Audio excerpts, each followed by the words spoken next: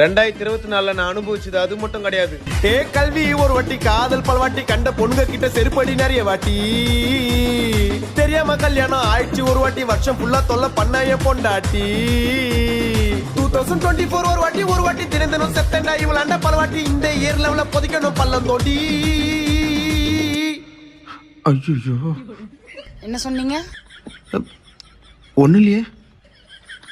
இல்லம்மா, 2024 ஒரு வாட்டி ரொம்ப அழகுடா என்னோட பொண்டாட்டி, ஒய்ஃப் இருக்கும்போது எதுக்குடா வப்பாட்டி அப்படி சொன்னம்மா.